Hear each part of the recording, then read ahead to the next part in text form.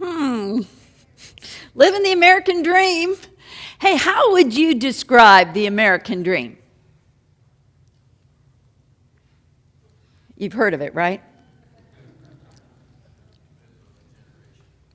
How would you describe it? Okay. Okay. How would you describe the American dream? Okay. Well, how would you measure success? Stuff. How happy you are. Okay. You know what? It's really interesting. It kind of stops us. We use these words all the time, right? But when we start thinking about it, a lot of times we either ourselves have experienced it or around us, we have experienced that the American dream means stuff. Being successful is stuff. It's getting stuff, right?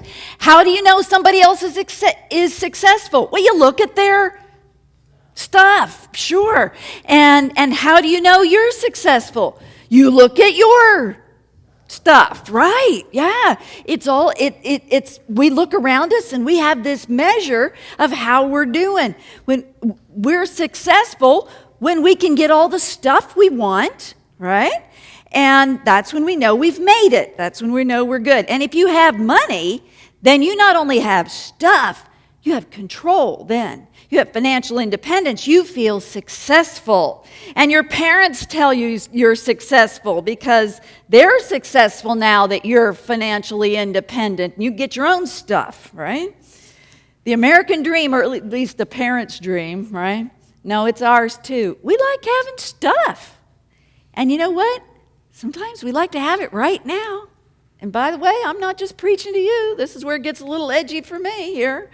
You know, so it's not really a surprise when the economy gurus and the survey makers tell us that they've discovered, wait for it, here it goes, the love of money and the things money can buy is a primary or secondary motive behind most of what Americans do. And they start banking on it. They start banking on us. That's when the American dream starts to become the American nightmare, right? Been ever caught up in that? It's when we start putting our stuff first and it starts consuming us, right? Having the money to get the stuff, to do the stuff that we need. We start thinking, well, this is great, but we need more. This isn't enough. So we start chasing after more. And we spend an awful lot more of our time doing that than we do with other things. And it starts being all we can think about. We start pursuing it above everything else. And then when we catch it, we hold on to it real tight because we really don't want to lose it, right? Because now it represents who we are to us and the people around us, right? We got to keep it. We got to keep up. And that's when we realize we have caught the bug known as affluenza. Affluenza, quote, is the constant need for more and bigger and better stuff, as well as the effect that this need has on us. It's the desire to acquire, and most of us have been infected by this virus to some degree. Naylor describes it as a painful, contagious, socially transmitted condition of overload, debt, anxiety, and waste resulting from the dogged pursuit of more. Anybody besides me got symptoms? Adam Hamilton talks about how he remembers it was his parents' dream, just exactly like you said, Sean, to own their own home. And so he said that was the thing they wanted. They wanted to have their own home. And yet he's noticed that the homes back in the 70s look a little different than the homes that are being built now. He's noticing they're really increasing in size, right? And so there are also not only housing developments that go along with these larger houses, there are these developments that don't even have people in them. They're called storage units. Okay. All right, blocks and blocks of people-less homes, just stuff, right? According to the book, Self-Storage Nation, there is an estimated 1.9 billion square feet of self-storage space in America. Even though our houses are getting bigger, they still can't hold all our stuff. Well, something's got to give, right? So what is it that's given? Well, one of the things Adam Hamilton talks about, and by the way, he's the one that's doing this study that accompanies this, so I really invite you to stay after and listen to him actually speak about this. I've got a wonderful DVD right after the service here at 9:45. He says one thing that is giving is savings. Back in, long about 82, he says, when he graduated from high school, the savings rate was 10-11%. People spent about 89% of what they made, and then they had 11% that was left over that they didn't spend, and they saved it. Today, any idea what the figures are on the savings rate?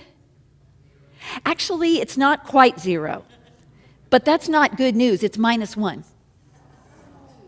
The most conservative estimate is that we spend 99.5%, and there may be 0.5 in there, and for most of it, it's -1%. We're spending 1% more than we earn every year. Oops. And then what happens when we hit a crisis?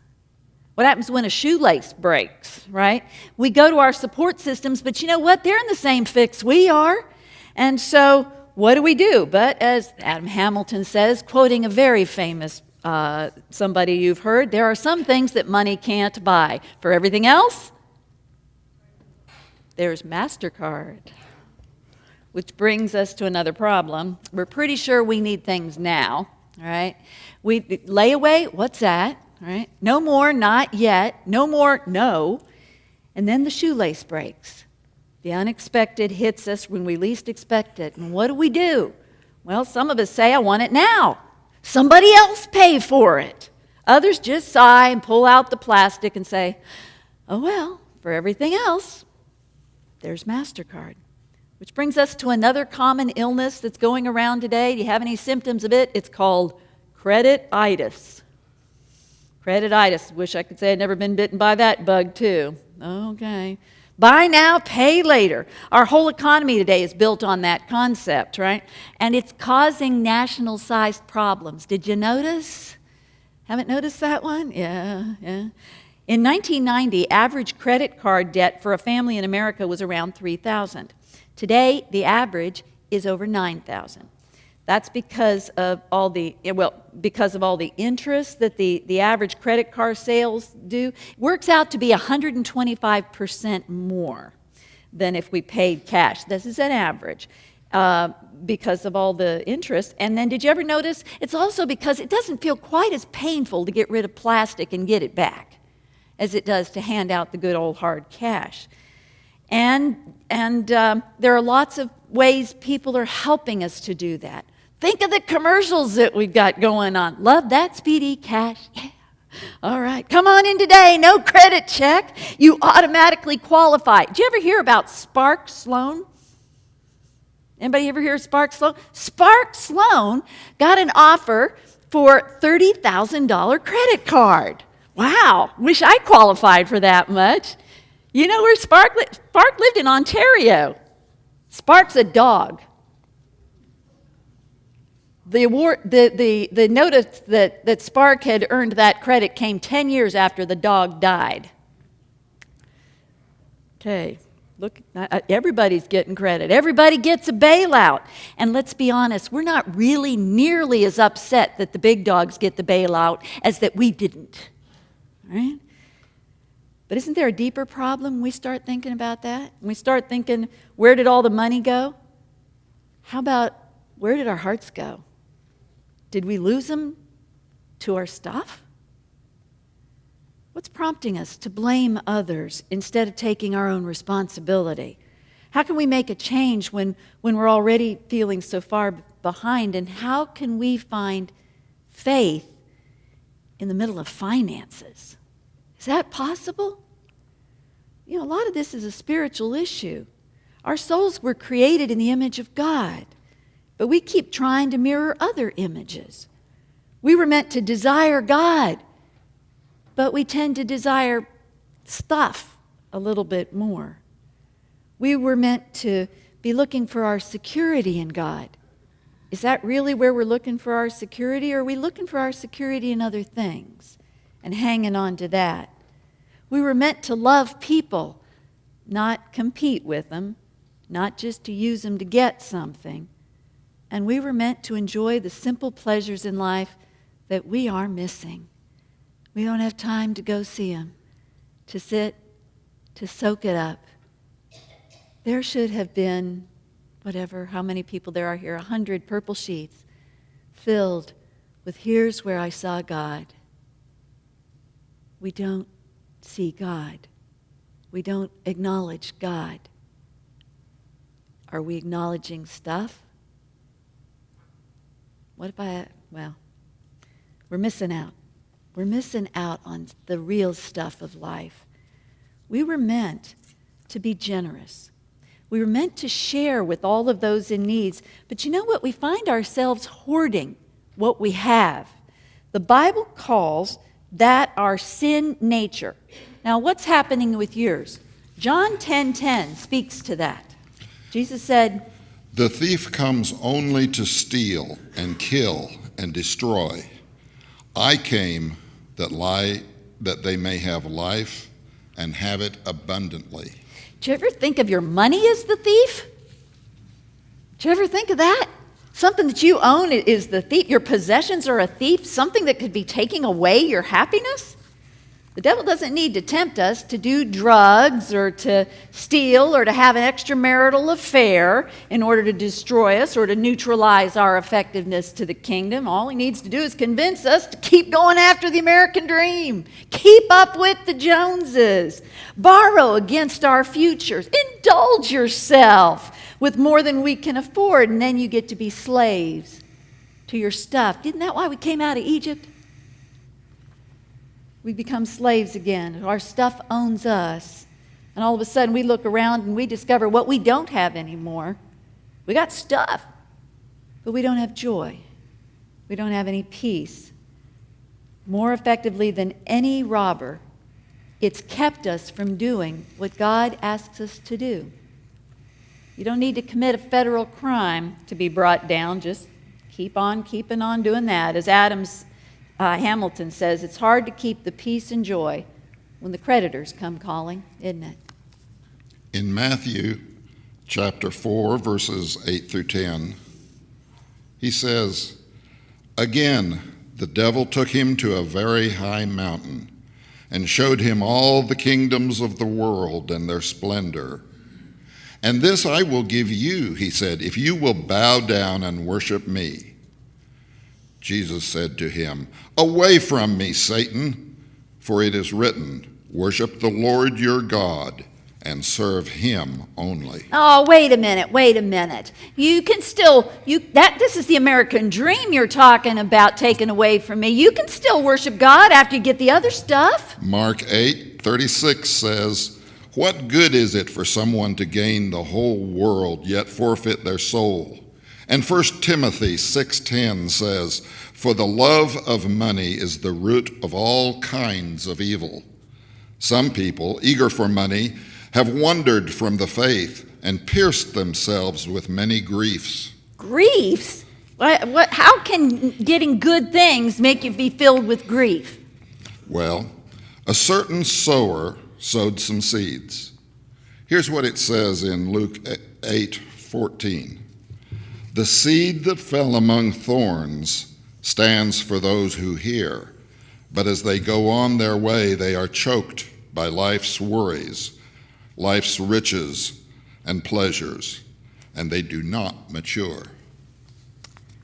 Choked. Do you ever feel like you were choking on what you have or don't have? Do you ever wonder if there's a different way, if there's any way out of it?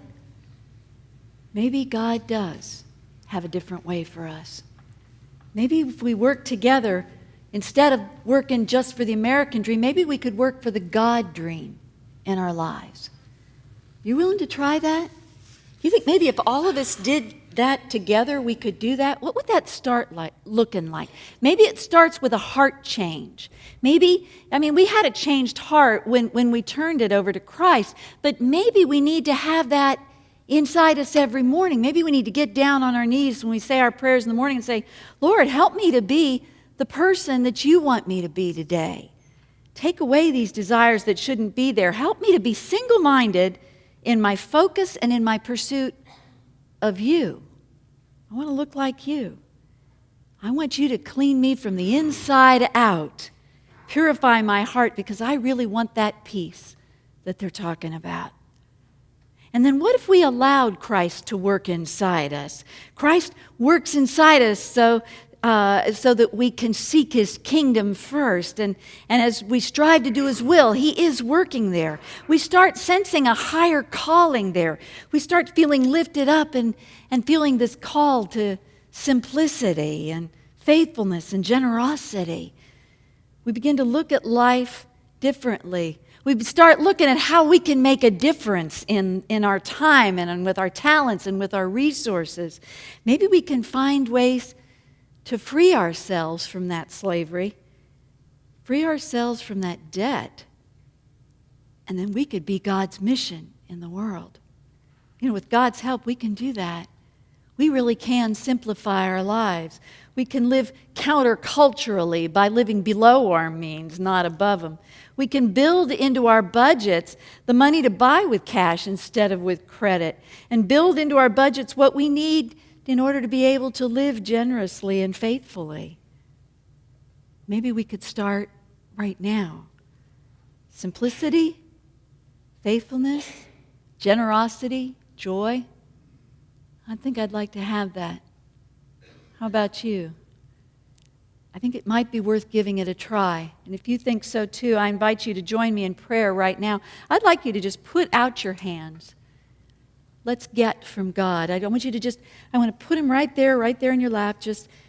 And I want you to say quietly under your breath with me, gracious God, change my heart.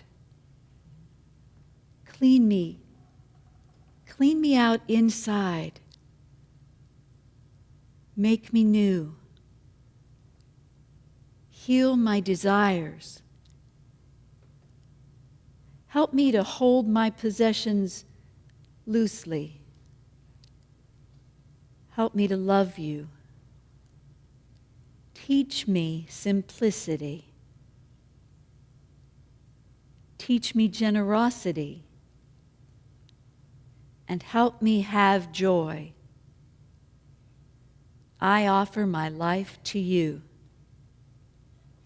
In Jesus' name, amen.